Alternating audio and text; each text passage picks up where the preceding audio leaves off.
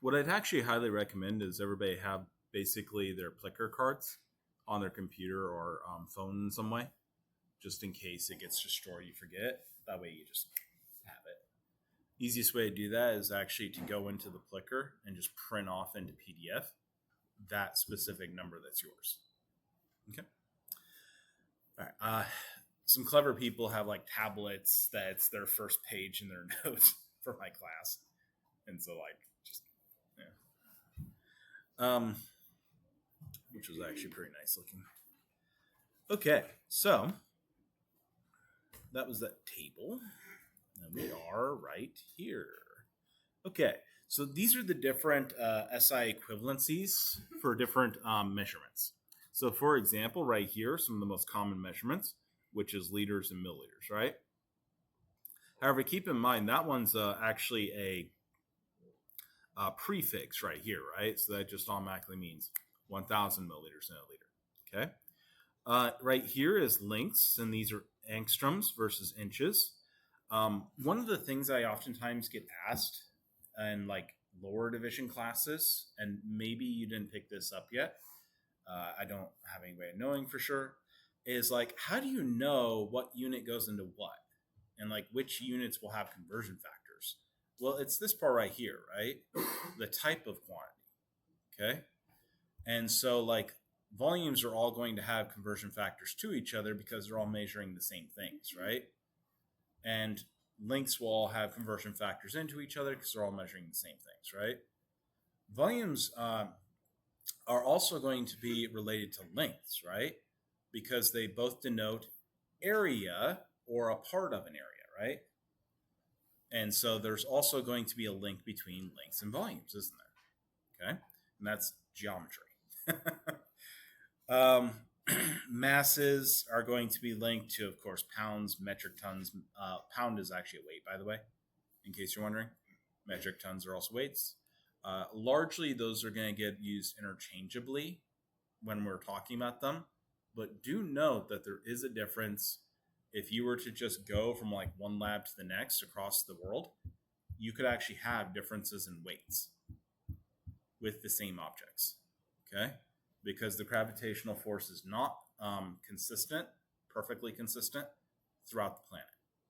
Depending on how high, how low you are, depending on magnetic fields around you, it can change things where you're measuring out weights.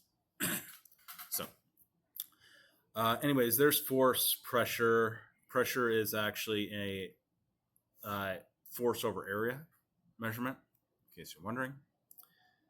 Does anybody have any questions about that so far?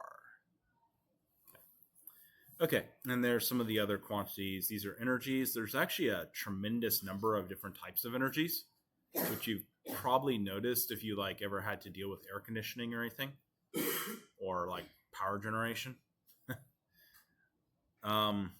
Anyways, temperatures. Ironically, Kelvin is not in the table, which is kind of funny, right? Because almost nobody ever uses Kelvin in their actual base experiments. They usually convert to Kelvin. Anybody know why these have degrees and Kelvin doesn't?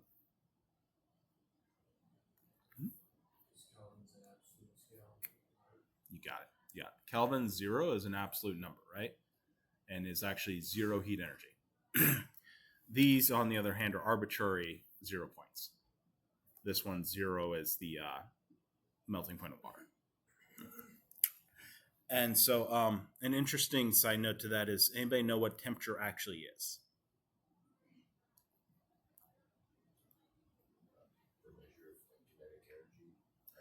Very close. It's a type of kinetic energy, but randomized kinetic energy. Yeah. So if you think about it this way, if you have one object, you can calculate its kinetic energy, no problem, right? So I throw that, we calculate its kinetic energy, not much of an issue. Okay. If you had two objects and they're going opposite directions, those would actually cancel to 0, wouldn't they? But they don't have 0 energy, actually. Like, yeah, they're going to cancel out moving, but them hitting each other is going to produce sound, heat, all sorts of other stuff, right? Because the energy is neither created nor destroyed, is it? And so once you start getting like millions, trillions, billions, keep going up and up and up, right? of objects, calculating that kinetic energy becomes basically impossible. And so you calculated that as heat. And the measure of that heat energy is going to be that temperature, right? And so it's just randomized kinetic energy overall, a whole bunch of different ones in your system. If you get them all moving in the same direction, do you guys know what happens to that energy? Let's say I had all these molecules bouncing everywhere, right? Ding, ding, ding, ding, ding. Okay. I take them and I just wham, push them all in one direction. Now they're all going the same direction. Really hard. So all the energy just gets converted to that direction right there. What would happen? Would that be randomized anymore? No, that's just pure kinetic energy. Okay. And so the temperature actually drops down to near zero. It's not going to be perfectly zero because I'm never going to get them not, kind of crossing and bouncing. But it's going to drop down to pretty close to zero. Okay. It's actually how you do that in most systems. Get down to near 0 Kelvin. So let's express the rate of energy used by a person walking 2 miles per hour. This is the calories per hour per 100 pounds of body mass. We're going to represent this in kilojoules per hour per kilogram of body mass.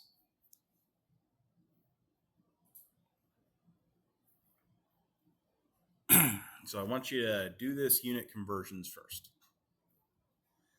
Yeah, all the people that have been in my inorganic chemistry class, you're like, thanks, Dr. Clausen. We could have used this level of review before. That's the difference between a 400 and a 200 level. Sorry, guys. But you survived.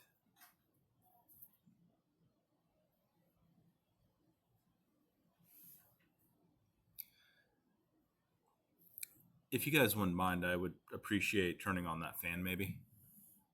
Might make this more bearable, at least for you guys.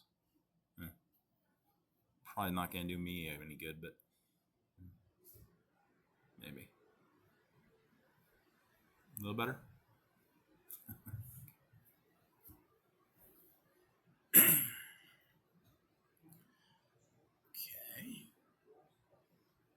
So I'm going to give you a little less than a minute now, and I'll start in on the problem.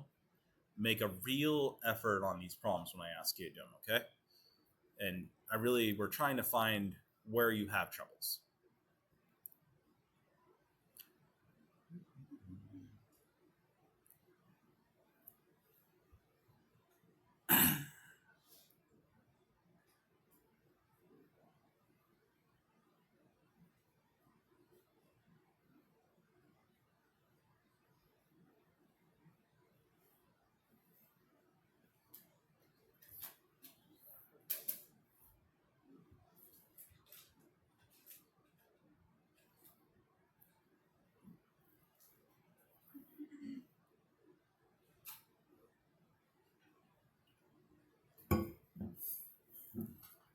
Okay, folks, I'm going to kind of get started on it. I know you may not have gotten all the math worked out, but hopefully you did what I always tell everybody to do.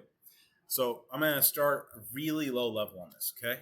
Just so I make sure that everybody has that foundation, okay? Because I never got a chance to sit in on Dr. Vincent. I'm sure she takes you through this, but let's just be sure. You know what assumptions do, right? Is everybody aware? What do assumptions do? They make an ass out of you and me, especially in analytical chemistry. That's why it starts with the A. Okay. So the first thing you should always do in any problem, this is like a life advice thing, even if you don't want to use it for math, but it works great in math too, is what do I have? What do I need? How do I get there, right? You can formalize any plan and make incremental progress towards it using that. Okay, it's pretty simple and it always works. So what do I have in this problem? Well, I have a walking 2 miles per hour. Okay, so a person's walking 2 miles per hour, aren't they? Now, when I say these things, is 2 miles per hour going to be easy to use in math? No. 2 miles per hour is going to be a real pain to use in math. So typically what I recommend is if you're not 100% sure, if you're kind of wobbling on what should I do in a problem, first thing you should do is just take everything you have and express it in ways that are easy to manipulate mathematically. Okay? And so 2, you okay if I do miles as mi? Okay. And then line under it, and then that's hour, right? Okay. And so 2 miles per hour, right? Now, with it represented that way, I can easily do math on it. With it per hour, what does that mean mathematically, right? Okay. The next thing I'm going to do here is I've been given this 46 plus 45 equals 91 calories per hour per 100 pounds of body mass, haven't I? Okay. Now, there's a few different ways I could write this, right? One of the ways I can write this is 91. Does everybody know what calorie capital C means? Ooh, what does that mean? It's not lowercase c, is it? Oh, okay. That's like the packages that I buy for ramen noodles, isn't it? You're college students, so I'm saying ramen noodles. Does everybody eat ramen noodles? Okay, I look on the back of the package, and it says large C calorie. Those are 1,000 small c calories. So they're kilocalories. Okay? So I'm going to go ahead and redefine because that'll just make my math easier, right? So I'm going to put kcal. I have a tablet I need to hook up. That will improve this situation. I just haven't gotten a chance because my life is chaos. Okay. And so that's calories, kcals per hour. So I'm going to go per hour right there. And then that's per 100 pounds of body mass, isn't it? So that entire unit right there divided by body mass, right? But is it just pound of body mass? No, it's 100 pounds, right? So I'm going to go 100 pounds. And you can just do pounds if you can keep track of things, but if you're struggling to keep track or if you're tired or whatever, you can also just write in some sort of note, okay? And so you could do like sub body. Okay? And that'll help you keep track. It's pounds, body mass. Okay? But if you don't need that, you can also not do it. Like, especially if you only have 1 pound number, 1 weight, 1 mass in this entire problem, then realistically speaking, you don't really need to keep track of it that much, right? Okay. And so that's what I have, isn't it? And then what I need to do is, what do I need? Okay? So what do I need in this problem? Kilojoules. kJ, right? And that's going to be per hour. Now you see why I did it weird. And that's going to be per kilogram, isn't it? Anybody notice something about these? How I just wrote those out? I actually am going to simplify things a little bit here, aren't I? Yeah. Okay. So I kind of didn't even need the 2 miles, did I? Once I start looking. Can everybody see that kcal, that's an energy, right? Up here I have an energy. I have hour there, so that's just hour. Don't have to do anything. Pound versus kilogram. So those are weights, aren't they? So I just need to convert those 2 different things, don't I? Okay? Okay. So let's go ahead and work on converting the energy first. Is everybody ready to do the energy? Okay. So we have 91 kcals. The conversion factor between kilojoules and kcals is 4.184. Did anybody notice something weird? 4.184 Isn't that the conversion factor between calories and joules? But I didn't do anything extra with it. Where's my thousands for kilo? I just ignored it, didn't I? Okay. So remember, you can do prefixes independently, okay? So when you're looking at prefixes and you're using prefixes, if you put the same prefix on both sides, that would be times and divided by 1,000, wouldn't it? And so you don't actually have to do anything, okay? So if you have the same prefix on both sides, you can just use the same number. You're not doing it, right? You can actually also shorthand things.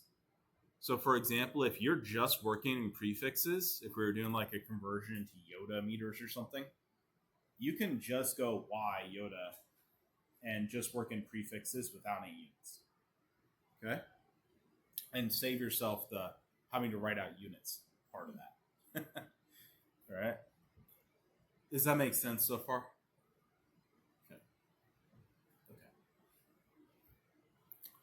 Okay. So now we will have to look up probably a conversion that goes from a pound to a kilogram. Does anybody remember exact numbers? Oh, okay. So when I do something like convert a kilogram into grams, those are going to be exact number conversions, okay? Or an hour to minutes. By definition, 60 minutes is an hour, right? Is 60.1 ever an hour? No, it's that's never an hour, is it? So those are exact numbers. It means they have infinite sig figs, okay? Or another way of saying you just don't count them in sig figs, right? That's just not an issue.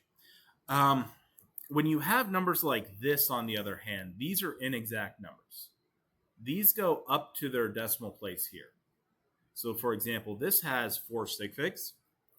Now, notice that I have 2 sig figs here, 1, 2, right? 4 sig figs here. I'm using a number that's 2 sig figs more than I need to have for my final calculation, okay? When you do calculations, what do you never do as you're doing steps in the calculation? I know my numbers are always like this because, I only have so much space. You never round, okay? The only time you ever round in a calculation at all should be at the very end, right? If you have to round for some reason, you definitely don't do what I did here. I rounded that to the number of sig figs I want at the end, didn't I? Okay? It's not what you want to do. What you want to do is you want to maintain an extra 2 sig figs. That way your rounding errors are going to be in something you round off. They'll be in the 4th or 3rd sig fig there, right? Rather than the 2nd sig fig, which you might keep, right? Okay. So be very careful about that. Most of your sciences you've done so far, not a huge issue. Little rounding error here and there. In analytical chemistry, big issue. Okay? Rounding error here and there, you kill 100 million people. Okay? So, yeah, most of the time, a rounding error here and there isn't going to be like life ending. It's going to just be like maybe career ending. But, yeah. So, you might be able to get away with a few rounding errors, but as an analytical chemist, if you're rounding erroring all the time, it's going to be a disaster, okay? And realistically speaking, anything but organic chemists and biochemists can't get away with rounding errors. And even it catches up to you, okay? So please get that out of your systems. Get that worked out. Okay, so this is pounds to kilograms. One of the reasons I mentioned that, when you look up these numbers, if you find one that's only 2 sig figs here, that would not be good enough, would it? In fact, even 3 sig figs would be a bad choice. So you need an extra 2 sig figs to whatever you want at the end. Okay? How do you figure out how many sig figs you want at the end? Up here, right? So the sig figs, lowest sig fig number is that one right there, isn't it? The 91, 2 sig figs. Okay. So I have right here my conversion right there, my 91 kcal per hour over 100 pounds, right? Okay. I've worked out my kilojoules. What am I do with that? Can everybody say okay? So the thing I still have to do, though, is I need to figure out that pounds number, don't I? Okay. And so how do I do this conversion for those pounds? Right here, I have an equality, don't I? Okay. If I was to divide one of these numbers over in that equality, that would actually give me 1, wouldn't it? Can everybody see it okay? Did I lose anybody there at all? Okay, cool. All right. And so, and I do that equality, I can convert the 100 pounds to 45.35 kilograms, right? And then I can put that number down here. And then I just go ahead and take those two numbers. This one here is like 380, right? This one here is 45. Divide those, and I get my answer. Okay. You can also do this the other way and just do it in one big railroad tracks. Okay. I can't do railroad tracks on the computer well, but does everybody know what railroad tracks is? No? Okay. So railroad tracks is just a quick notation whenever you're doing multiplication division problems. Okay. It does not work if you're doing addition subtraction without some modifications. Okay. So this would be similar to how you would do this in railroad tracks. So what we did is we set up our first one. We can kind of set this up when we're first going, what do we have? And set that up. So kcal per hour. And on the bottom here, we're going to have 100 pounds. Does anybody know why I just put that hour up there like that and didn't include it in the bottom? I don't need to change it. So by putting it up there, I can get it out of the way, can't I? Yeah. I'm just removing it from consideration because I don't need to do anything. Okay? You could have also just put it down, right? Divide by divide, you just sum those up in the bottom there. Okay? Okay, so what railroad tracks is where you just use the lines that are vertical. So you do one long horizontal line, and that's your division, right? And you do one vertical line every time you're doing a new operation. Everything on top is going to be your multiplications. Everything on bottom is divisions. And so now I don't have to write out the symbols every time. I don't have to write out extra lines. It makes my life easy. Yeah. And notice if you use lined paper, you have this line already. You just need to go ding, ding, ding, ding, ding. So it just saves you some effort. Now, the cool thing about it is it makes it very easy doing these calculations. This is the method I normally use.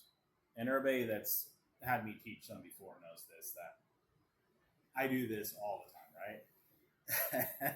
Because you really actually don't need to know what you're doing at all. Okay? And you can be as tired as can be. In fact, yesterday, when I was teaching you lab stuff, I was drugged up because I had NyQuil at like 3 in the morning, and I was still having those effects. Okay? And you can be all sorts of like, oh my goodness, I'm not sure if I'm awake yet, but it just works. Okay? Just remember that everything you put in here has to be in equality, right? It only works because you can multiply everything by 1, can't you? Okay? Okay, so I need to convert, let's see, I have kilojoules to kcals as my first one on my screen, don't I? So we can do that first. Doesn't matter which one we do, but whatever. I want to be in kilojoules on the top, don't I? So that has to go on top. I want to get rid of kcal on the bottom here. So kcal will cancel that, right? Okay. And I'll be left in kilojoules.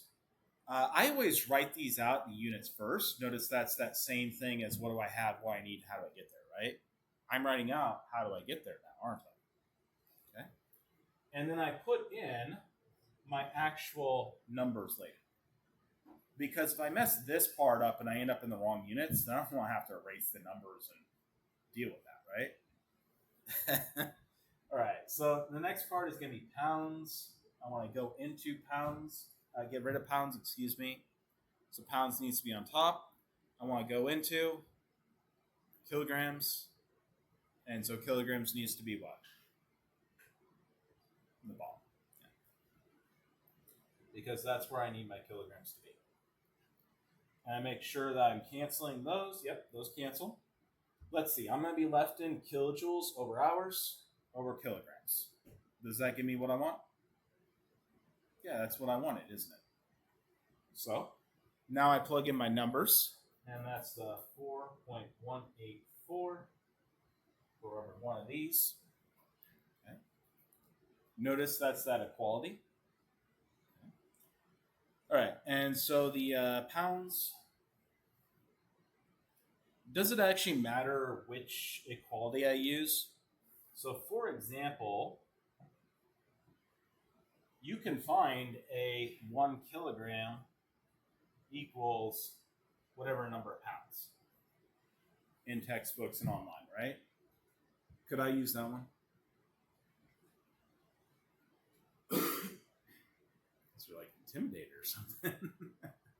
What's going on?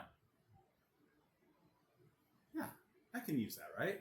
It doesn't matter if this is a fraction or a whole number or what, right? As long as the equality is put in there as the equality, I'm good, aren't I? Okay.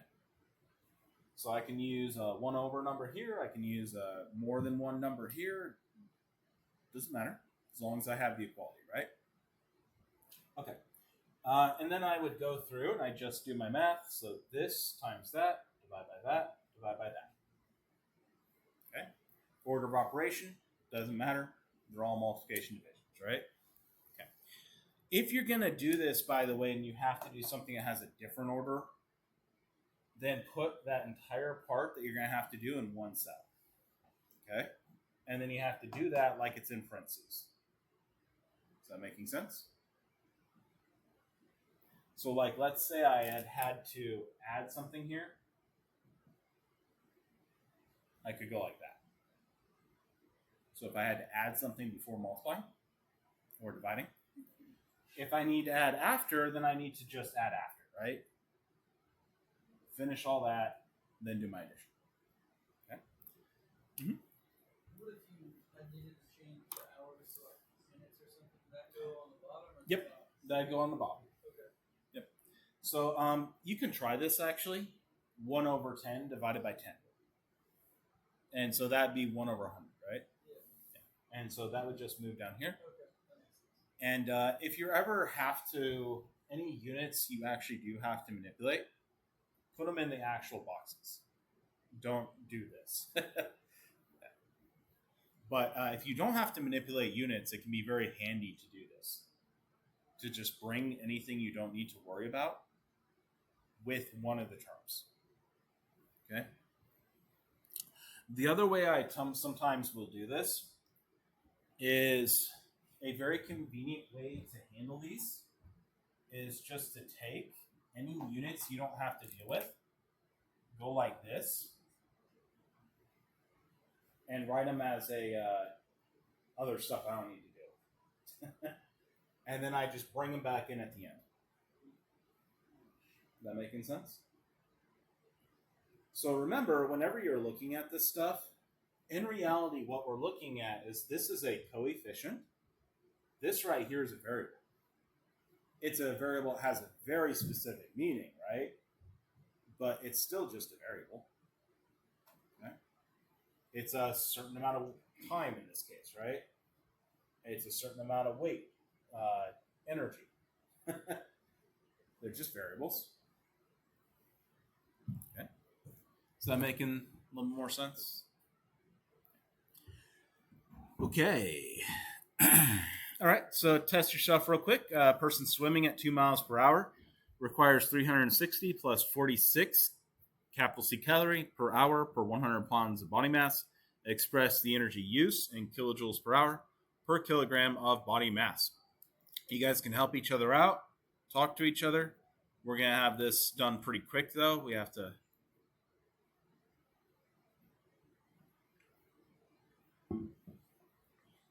Oh, good. I did remember to put the answer. Because when I hear something funny is every now and then I forget to put the answer in my slides. And then I have to go like sit here and try to beat you guys to the answer. Which is actually kind of hard because my calculator is down there.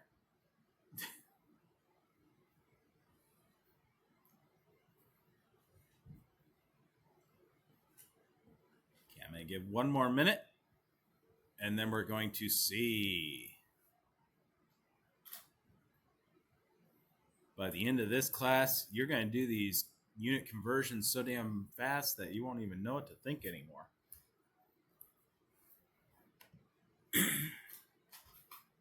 You'll be like machines. You'll see one and automatically your brain just goes.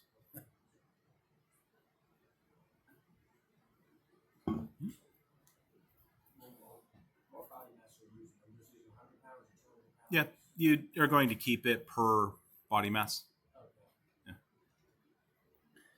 Yeah. If you were ever given like an actual individual and 160 pound body mass, then you could go to that individual. But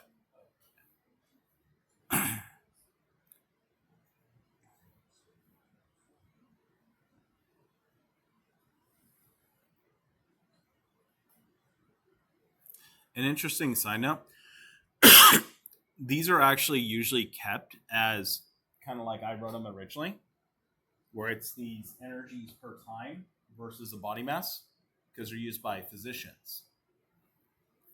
And so you want to keep the body mass sort of separated out so they remember to multiply by the body mass. And then the other term is usually kept together and is never separated for most of these things. Okay, what did we all get?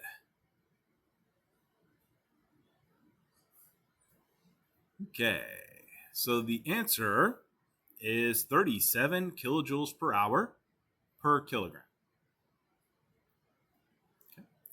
Okay. You'll get practice in other places too, so. Yep.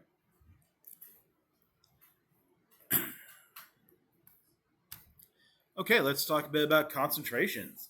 So solution, this is a homogeneous mixture of two or more substances. Has everybody heard that said the European way? Homogeneous versus homogeneous. Okay. Homogeneous is the American, homogeneous is the European. Okay. With a little European accent. Heterogeneous, European. Heterogeneous, American.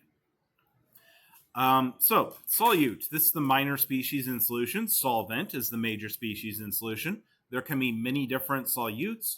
There can only be one solvent because it is the major species, the one that you have the most of. Okay. Most examples in the course of this course are going to be aqueous solution. So your solvent is almost always water in these. That just tends to be like the stereotypical example. The most common solvent on the planet, water. Okay. However, you're very large difference number of solvents.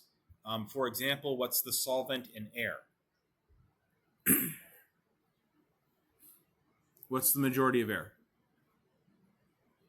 Nitrogen. So the solvent for air is nitrogen. Okay. You can have aurichalcum. Anybody know what the solvent in aurichalcum is? No? Anybody ever heard of aurichalcum before? No? Nobody plays like RPGs or fantasy games at all? I am so disappointed in everybody but you who said yes. Good man. So aurichalcum is like a mystical metal, but it's actually brass. Yeah. It was mentioned in like transcripts back in the Greek era. And it's just a very specific form of brass. So, yeah. But oftentimes used in like RPG and fantasy shows as like the magic material for, super powerful wands and stuff. Yeah. Anyways, So, mole, this is Avogadro's constant of particles. That number was literally made so that we could relate the periodic table number. So that would be both AMUs and grams per mole, right? There you go. It's a weird number. That's why. Okay. Molar mass of an element. This is the mass in grams containing Avogadro's constant of atoms, or otherwise stated grams per mole, right? Notice that, again, molar mass, if you're talking about a single atom, it would be atomic mass. The molar mass of a compound, this is going to be the sum of the molar masses of the atoms in the molecule. Keep in mind that you can have different isotopes, and so this is usually weighted averages. Very rarely would you not have weighted averages for this. Formula mass, this is the molar mass of an electrolyte. Part of the reason that you have a difference in terminology here is when you start looking at things like salts, they don't have distinct molecules. They have actually repeated patterns. Okay? And so where is your mole in a grain of salt? Well, it could be the entire chunk of salt this big. And they're all bonded together using ionic bonds, right? And so where's the mole? The whole dang thing, right? That's the whole thing is the molecule. So that's formula mass, literally the formula of it, right? The repeat units. Concentration, this is the amount of the substance per unit volume. I think we've all experienced this, but keep in mind that like molarity and molality are one form of concentration, right? The amount of something can be expressed in units of mass, but can also be expressed in moles, atoms, particles, etc., right? So these things get used in many different ways here. Molarity, this is one of the most common ones you will encounter in chemistry. It is capital M. If I write small m, is that still molarity? No. Be very, very careful about that, okay? Very careful. Especially when you're using millimolar. Small m, big M. Okay? Very common mistake. This is the moles of the substance per liter of solution. So you have mole of substance you're looking at in that case, divided by the liter of total solution. Okay. Liter is going to be the volume of a cube that has 10 centimeters on each edge. The molality, this is going to be small m. This is going to be the moles of a substance per the kilogram of solvent. Only solvent. Okay? It's weird, but it is what it is. These are actually made this way because they make doing math whenever you're measuring things out much easier. Okay? So again, mole per kilogram of solvent. Electrolyte. This is a substance that dissociates into ions in solution. You can have a strong electrolyte, in which case you mostly dissociate into ions in solution. Weak electrolytes are going to only partially dissociate into ions in solution. The formal concentration, this is the molarity of a substance if it did not change its chemical form on being dissolved. So for example, if you get like a magnesium chloride, that's MgCl2, right?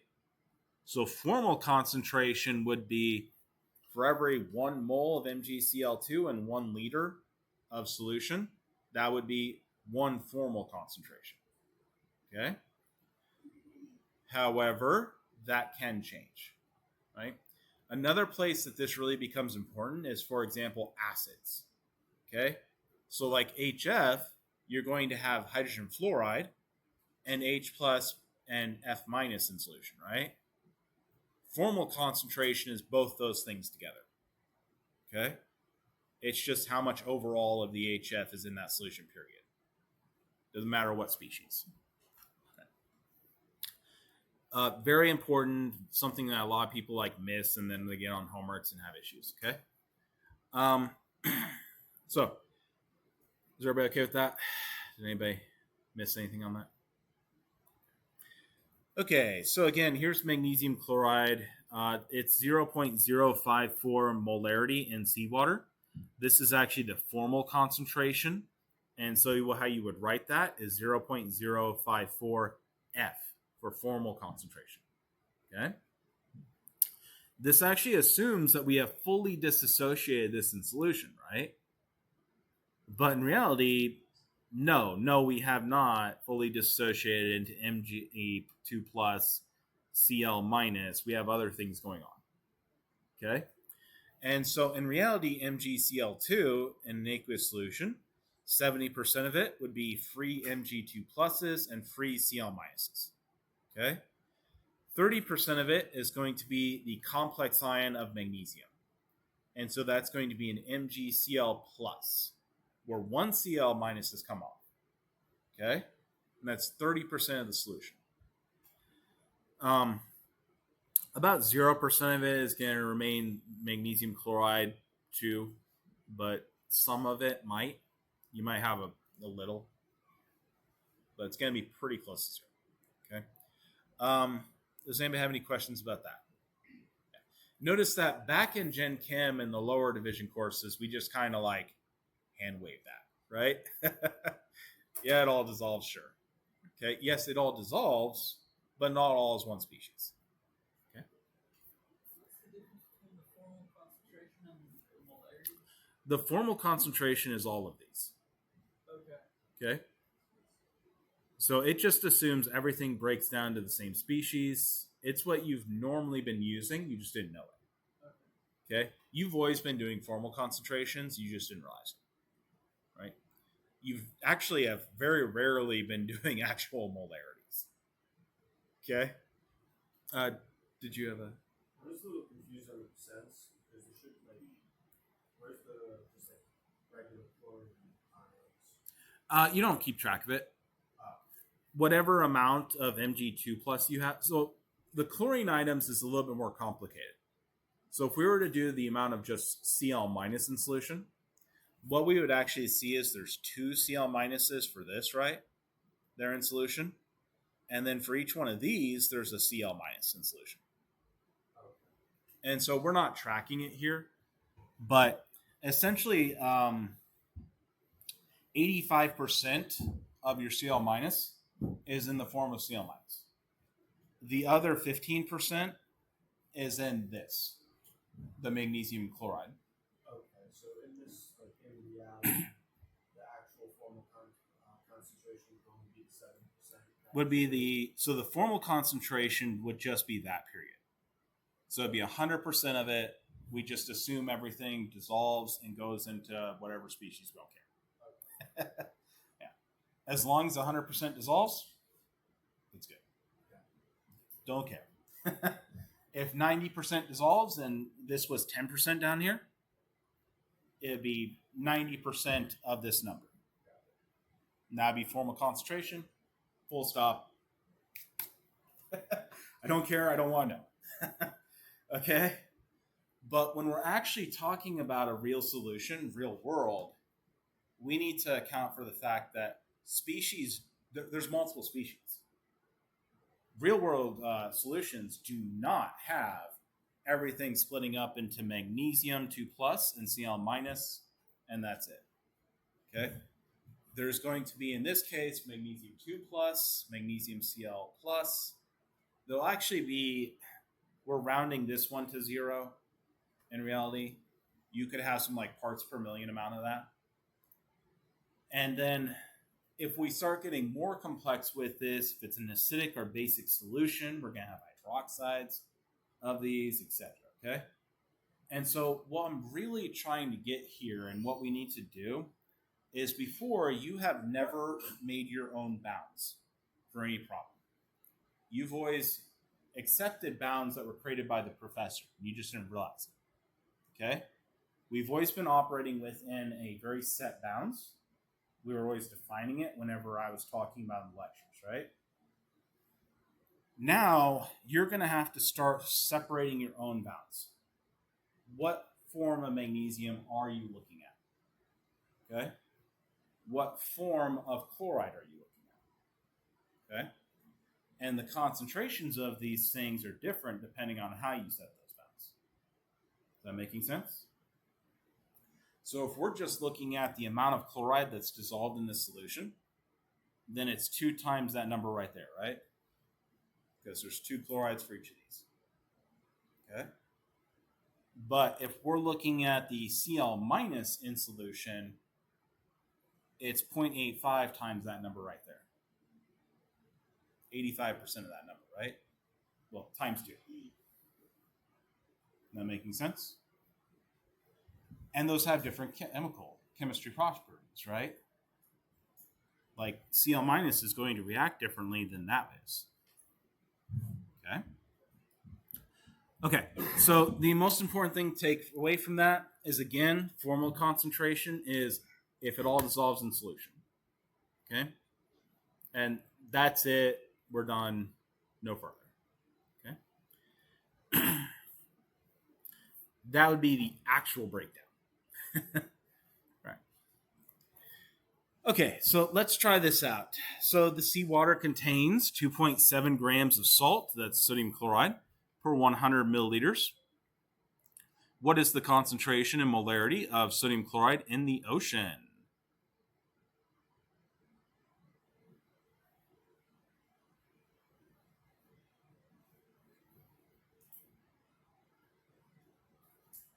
And then once you get that one done, go on to this one, which is magnesium chloride. Has a concentration of 0.054 molarity.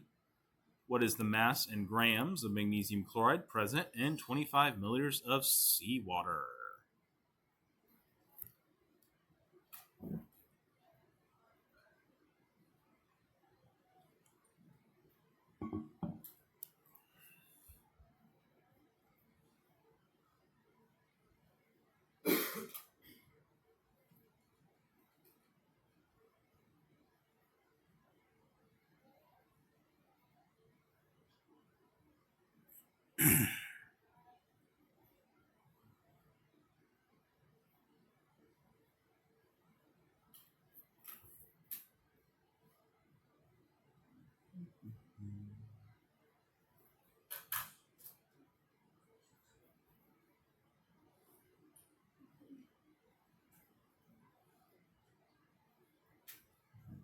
Okay, I'm going to start moving forward.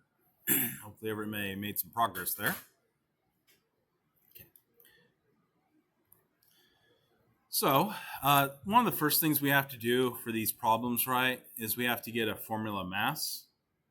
And so you'd want to go on your periodic table, Na, so that's that number right there. Cl, that's that number there. Add them together, and that gives you that, right? And that's in grams per mole. Okay. So we were given a grams number, right? So what we need to do is we need to take that grams number, divide it by our formula mass, and that's going to give us moles, isn't it? Okay. And so we get that number for moles. So when you want to get molarity, what do you have to do? Well, that's moles over liters of solution, right? And so we're going to take our moles number, divide it by our liters of solution. Notice the liters of solution were actually given to you. You didn't even have to do the milliliter conversion. So that was nice. And there you go. And you just plug that in your calculator and hit enter. If you ever plug in your calculator, though, be careful. It's very easy to mess this one up, right? If you don't put parentheses, it will do it out of order, okay? So make sure you practice with the calculator you're going to use in tests, that you actually remember how to use it. It can make a big difference, actually. Okay, once we do that, we're going to get 0.46 molarity, and that is our answer. Can everybody remember the moles over liters okay? Nobody's forgetting that? Okay. Because apparently I can scar it into you for the next 20 years, and you'll remember it perfectly, if you want. I did that to my friend during undergraduate. He used to study with me all the time. 4 a.m, way too many coffees. He was like, "What's moles over liter?" for the 100th time. And I guess I yelled it loud enough at him that the security came up 5 flights of stairs to figure out what happened. So, and he actually woke up when he was sleeping next to his wife a little over 10 years after and was like yelling, "Moles over liters." His wife goes, "What the hell?" So, if you want me to scar that into you, we can. Okay. So, what's the next problem? Well, magnesium plus chloride, right? 1 magnesium, 2 chlorides. We add those together. We get this right here, which is the molar mass. In this case right here, we're trying to figure out the number of grams in 25 milliliters, right? Okay. So we're going to take that concentration we were given, that's moles over liters, right? And then we need to convert that into a grams over liters number, because ultimately we want grams, don't we? So we're going to take that 95.2 grams per moles on bottom to cancel out, leaves you in grams per milliliter. The next thing we do is, well, we have 25 milliliters, don't we? Okay. This number is in liters, so we need a number in liters, don't we? So that's 25 times 10 to the negative 3 liters. Multiply that, so liters cancels, leaving us just with grams. And that's going to be 0.13. Anybody have any questions there? Lose anybody?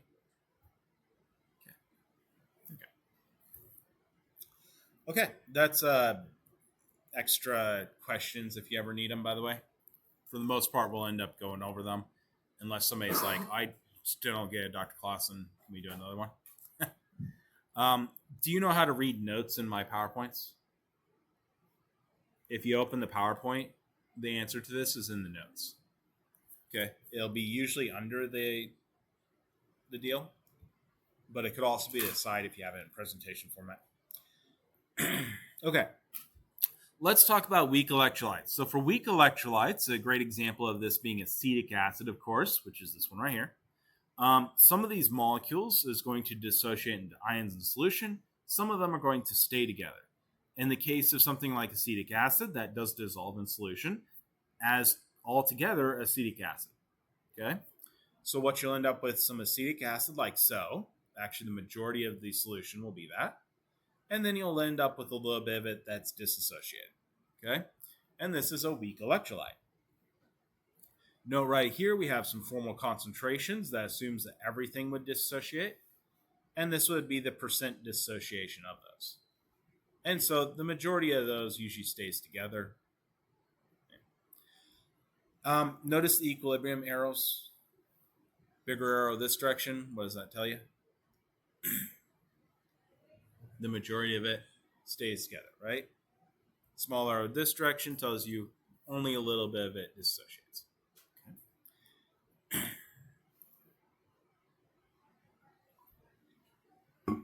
Okay, let's talk about ratios and percent compositions. So chemical compositions can be expressed as ratio, which is the amount of substance fraction, a mass fraction, or a volume fraction. All three of those get used quite a bit. Gases usually amount of substance fraction. Mass fractions tend to be solids, but sometimes liquids. And liquids are usually the volume fractions. Okay. Percent alcohol is usually volume fractions or a mass volume fraction. Right. These are the units that you might encounter. This is the amount of substance fraction. You have mole for every mole, millimole per mole, micromole per mole, nanomole per mole. Kind of depends on how much of something you have. Do note that if it's a gas, actually, you can actually freely convert these, assuming it's an ideal gas. Okay. Mass fractions, on the other hand, are going to be centigram per gram, milligram per gram, gram over kilogram. Note that many of these are actually would be equalities. They would actually have the same number. Okay. Anyways, these are the other ones. This is volume fractions. It's a volume over volume, of course. They'll be careful with volume fractions because you can use meter cubes. Okay. Used a lot in environmental sciences and oftentimes just to confuse the issue. So be aware of that. Okay. You know why people usually use meter cubed, by the way? More often than not. It's because it's easier to do with a tape measure or yardsticks. Yeah. So if it's like a gas, right, it fills the whole container anyways. So then you can just measure meters. Okay. So some of the older literature and chemical suppliers may still use percent compositions. Things like weight percent. So that's mass of solute over mass of the total solution or mixture times 100%. You can also get this right here. This is the same thing as a centigram solution over grams total mixture, because that's a 100 factor. Okay. Keep in mind that whenever you're looking at a percentage, that's really the same thing as saying parts per 100. Okay. This is a volume percent. So we have a volume of solute over volume of total solution, and that's times 100%. Very, very common in chemical suppliers. So let's go ahead and see you do it.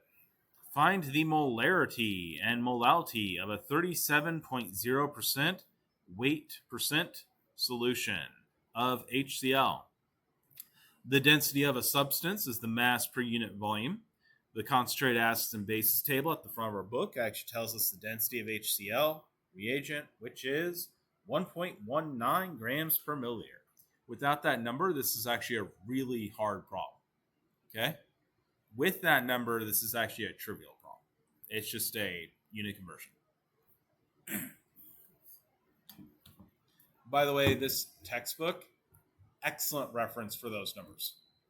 Like those weird things of what is the density of this thing, so I can do this calculation faster.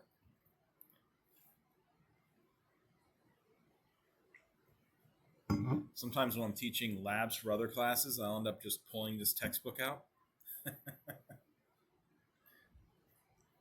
I once made up a solution based on the KSP from this book because the solution was fully dissolved in water because of moisture in the air. Yeah. Funny thing is, it worked perfectly because it was a saturated solution, so I knew the exact concentration.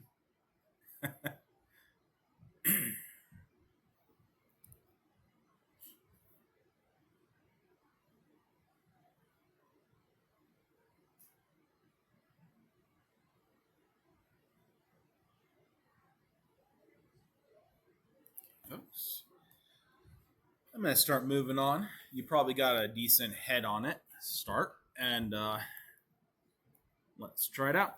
So for molarity, what do we need? Well, we need moles and we need liters of solution, right?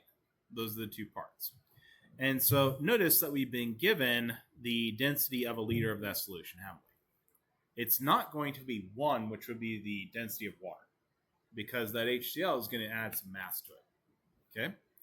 And so what we're going to see is it's that 1.9 grams per milliliter, right? Now, note that we need it in liters. So we need to do this for a liter, don't we? Yeah. And the easiest way to tackle this problem is just straight up do it for a liter of solution. Okay? Because if we do it for 1 liter, well, then it's divided by liter, isn't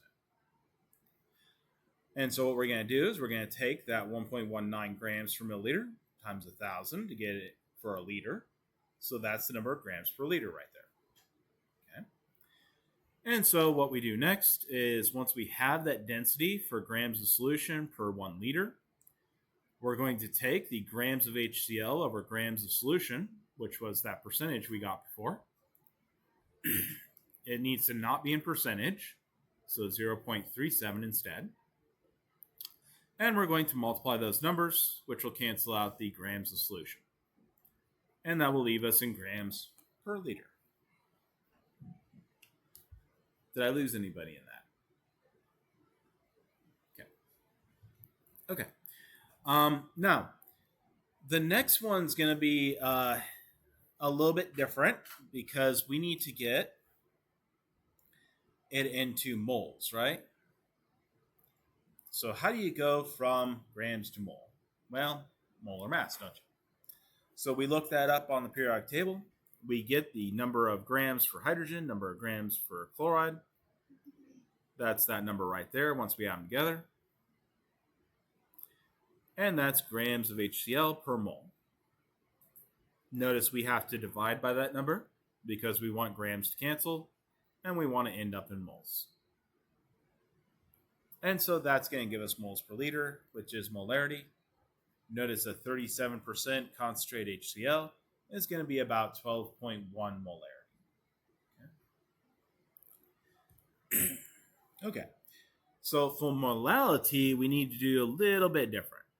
It actually still uses kind of parts of the previous one, but there's going to be a significant difference. Okay, so we need to find the moles of HCl per kilogram of solvent. Now remember, the kilogram of solvent is only going to be the water. It's not going to include the HCl. Okay, so our solution is 37.0% weight, right? And so we know if we have 100 grams. Now, if you have a percentage, what should you always do if you need to work in actual numbers? I don't know if everybody knows this. 100, yeah, exactly. Whatever the units are, so this is weight over weight, so grams, right? You should just assume the whole thing's 100, right? That way each number is 37 grams out of 100 grams, right? Make your life easy, okay? So anytime you see a percentage and you need to work in the units that's composed of, just assume your whole thing's 100, okay? Okay, so we're going to assume we have 100 grams of solution because it makes our math easy. And so that means how much of that weight is HCl? 37, right? 37%, 37 grams. Okay, and so how much is everything else than HCl? 100 minus 37, right? And so the amount of water, the mass of water, has to be 63 grams, doesn't it? Okay. We'll need that in kilograms. So divide by 1,000. That'll be in kilograms now. And so kilograms. Okay. And so the next thing we have to do is, well, we just need to get into moles, don't we? Well, we actually did half the work. We have 37 grams in this pretend solution, right?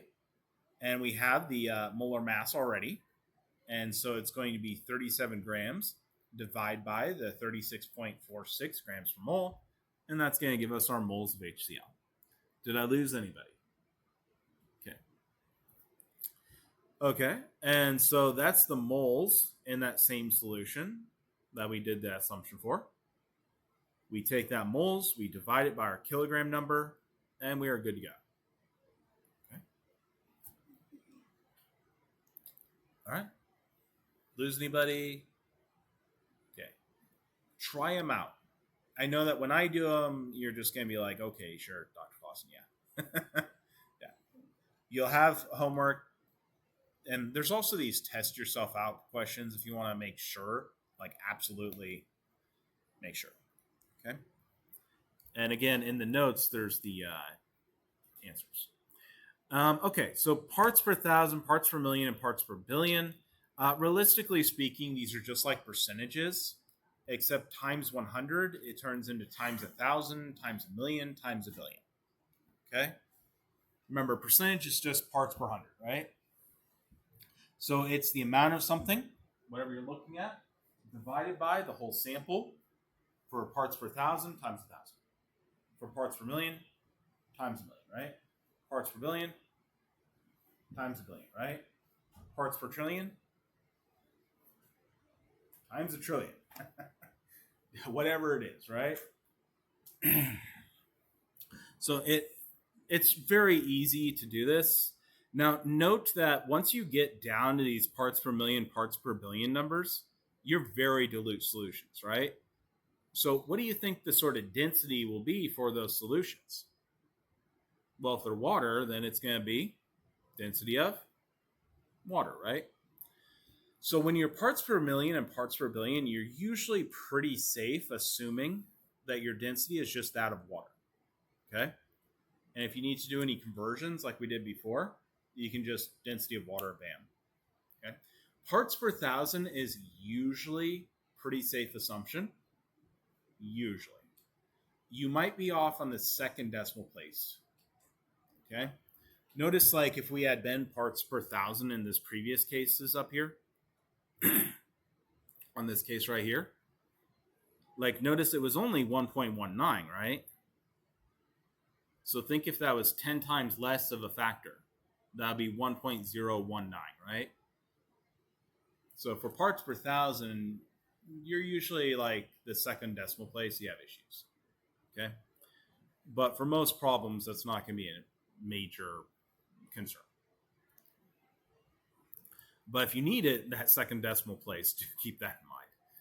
Okay? Now, the part per million dilute aqueous solution is going to be approximately 1 microgram per milliliter or 1 milligram per liter. So you will see these used very interchangeably, and that's because they are part per million, okay? So you'll see them all the time everywhere. Keep those in mind. Those are part per million. Same thing. Part per billion is actually a nanogram per milliliter or a microgram per liter. And so you'll see those quite often as well. All right. So biomagnification. It's going to show how wide-ranging concentrations can be. Persistent organic pollutants, such as polychlorinated biphenyls. These are polychlorinated biphenyls right here. See the polychlorinate? Biphenyl. 2 benzene groups. Okay. Organochlorine pesticides and polybrominated diphenyl ethers will accumulate in body fat tissue. So they tend to accumulate in food chains very easily.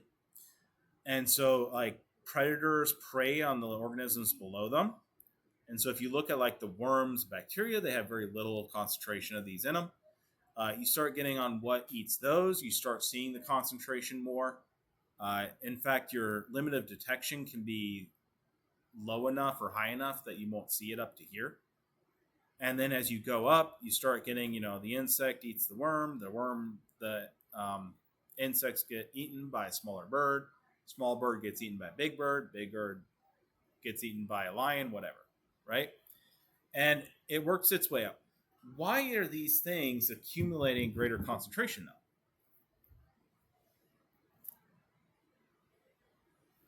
So, like, the berry has concentration in it, right? Okay. And the berry is going to have some of that concentration dissolved in its lipids, right? So when you eat a berry, what do you typically keep? You keep its carbohydrates and lipids, right?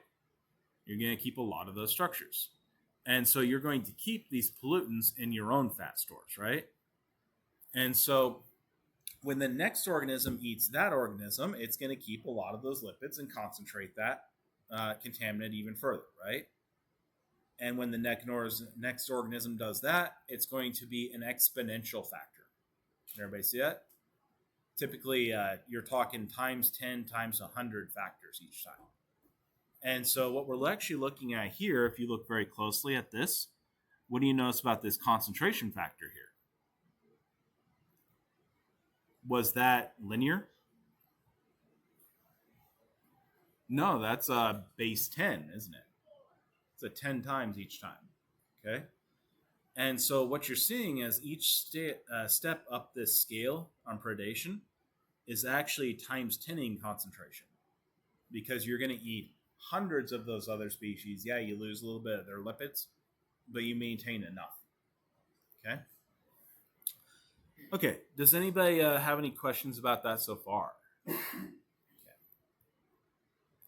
All right, so normal alkanes are going to be hydrocarbons with this formula right here. Plants selectively synthesize alkanes with an odd number of carbon atoms. The concentration of C29H60 and summer rainwater collected in Hanover, Germany is 34 parts per billion. Find the molarity of that and express the answer with a prefix from table 1.3. So you have to do a few things here. You have to find concentration, then you have to select a proper prefix.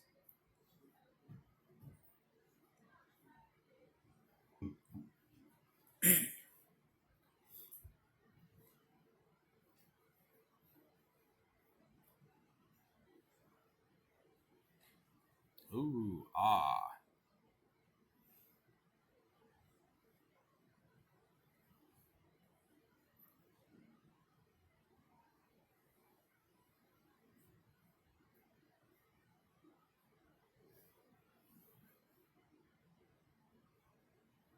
And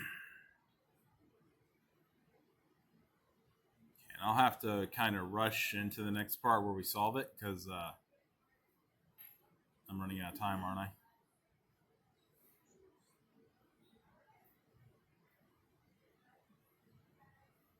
Okay, I'm going to work towards solving it now because I'm going to run out of time if I don't. Okay, so parts per billion, you can either restructure this or you can do the math to restructure this. So you may have noticed when I talked about parts per billion, I told you that's also nanograms per gram, right? And so I can go ahead and just restructure that as nanogram per gram if I would like. And so that's 34 nanograms per gram divided by gram of rainwater. Notice that gram, because we're a very dilute solution, for water is going to end up being the same thing in milliliters, isn't it? Because it's a 1-to-1 ratio. And so that really is 34 nanograms per milliliter, right? Okay. Everybody okay with that? That only works, though, because I'm a very dilute solution, okay? If I wasn't a dilute solution, it would not work. To find molarity, we have to know the mass of that. And so we're actually going to have to figure out our what that is in liters. And so we have 34 nanograms per milliliter. I'm going to go ahead and convert it using 1,000 milliliters to liter and 1,000 micrograms to nanoliter. That's going to leave me in micrograms per liter. Notice again, I made my life a little easier by just using something that is an equality, right? And so 34 micrograms per liter. Okay, so I need my molar mass. So I'm going to go on my periodic table. I'm going to go 29 times 12, and then 60 times 1.08, 008. And that's going to give me 408.8 grams per mole. I'm already in liters on the bottom, so I just need to get in grams on top, don't I? Okay. And so I'm going to do 2 steps in this next part. I'm going to go from micrograms to grams, which is that 10 to this -6 there. And I'm going to use that 408.8 to get into moles. Okay. Did I lose anybody? Don't feel embarrassed if I lost you, please. Do say, like, Dr. Cost and I got lost. Okay. So at the end, it's already in liters, right? So that last step is just finding the moles. Yeah, I got to go from micrograms to grams. That's this part. And then I have to use this to go into moles. Did that? Yeah.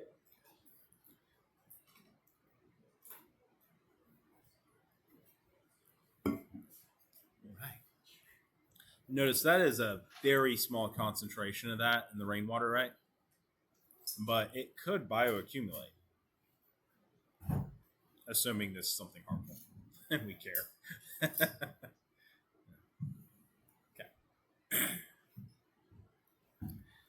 All right. By the way, the prefix that makes the most sense for this, nano, right? As you probably kind of figured out before. Yeah. All right. By the way, usually you want these in whole numbers. So even though it's a tens number, you'd want nano instead of micro. Or something. There's the test yourself. You want more practice? We'll start up here next time. I am going kind of slow.